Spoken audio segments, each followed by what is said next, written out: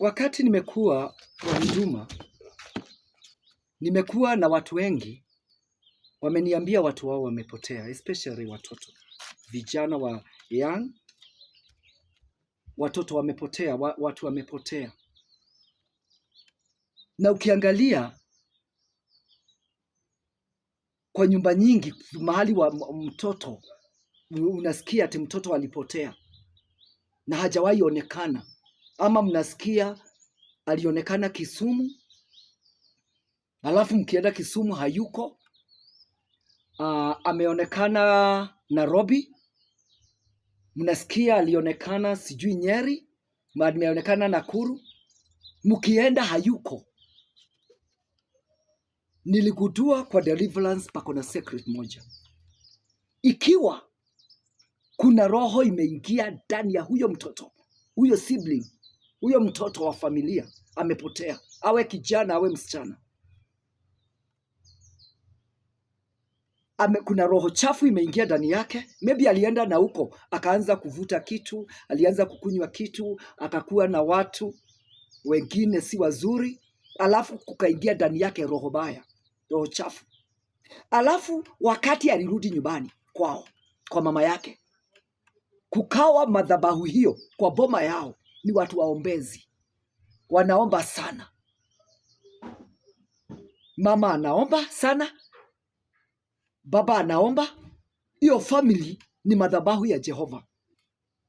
Vile kunafanyika, shetani anaiba huyo mtoto, anatoa huyo mtoto, wanamsukuma. Ufalme wa shetani unasukuma huyo mtoto kutoka kwa boma, unasukuma huyo mtoto outside that homestead, kwa sababu kwa homestead hiyo roho chafu haikui comfortable in the homestead. Huyo mtu hiyo roho chafu, nyinyi msione mtoto, nyinyi mnaona mtoto wenu, lakini ndani yake iko roho. Huyo mtoto atachukuliwa aendwe afishwe mahali pengine, mahali hakuna moto. Hii moto huyu mtoto, kwa hivyo akilala kwa hii boma ni kwa madhabahu ya Jehova. Jehova Mungu ni moto, ni moto uchomayo, ni moto uchomaye. We are told he's the God of Shadrach, Meshach and Abednego, the fire that burns the other fires. So when this person, this demon enters, comes back home, he fights the altar is not conducive. His environment is not conducive. Anachomwa wakati wote, anapigwa wakati wote. Maombi, maombi, maombi. Vile shetani atafanya, atachukua huyu sibling, atachukua huyu mtoto, amfiche bali na boma yao.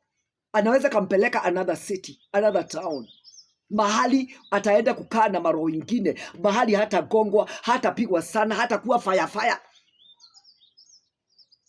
Hata kuwa wakati wote ni kupigwa, wakati wote ni kushomwa. Kwa hivyo vile atafanya, ataenda afishwe mahali pengine in another city. Na makiu, angalieni wale wenda wazimu wako kwenu, mnajua kwao. Sio wenda wazimu wengi wanakaa kwao, kwa miji yao, wanakaa bali na kwao.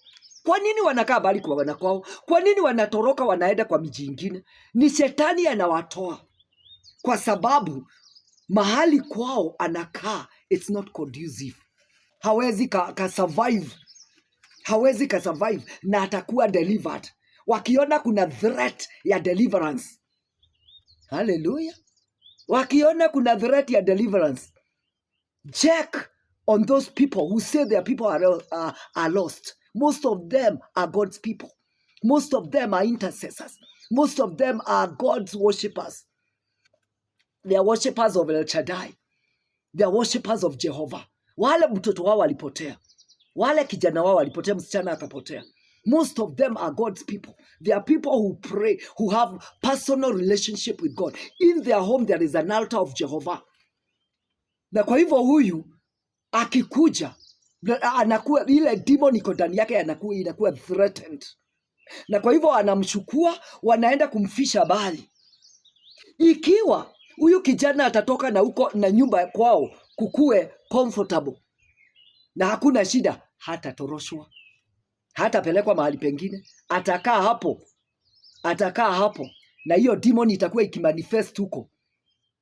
Hiyo demon itakuwa wakitembea tu kwa kijiji chao.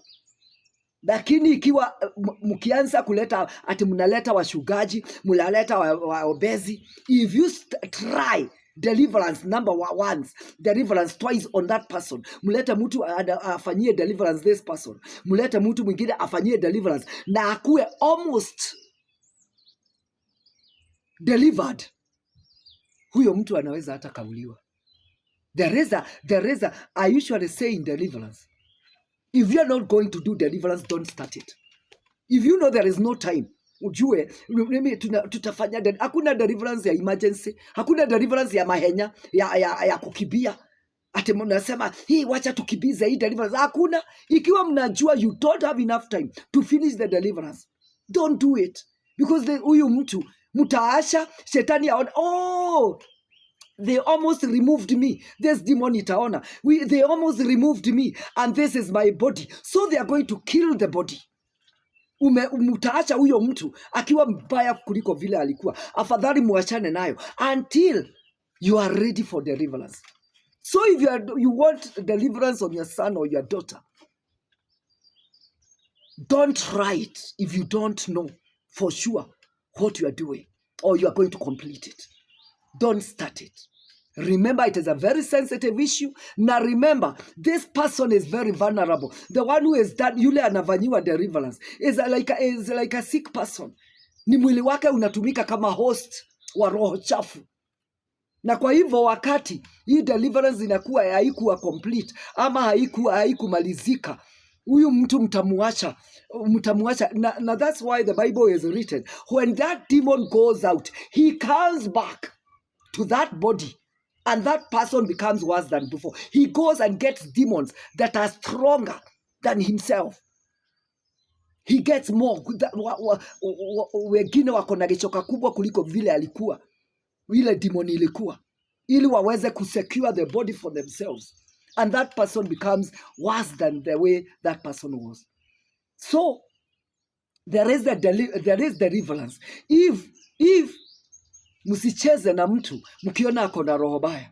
Ikiwa mtamfanyia deliverance, wachana nayo, kwa sababu huyo mtu atatoroshwa apelekwe mahali pengine. Msikie alitoroka, msikie alijinyonga. And that's why you find hata watu mlijaribu deliverance alafu huyo mtu akajinyonga. If you're not going to complete it, don't start it, kwa sababu huyo mtu mnaweza kakuta either ametoroshwa ama amejinyonga, akasukumwa mkapaka akajinyonga.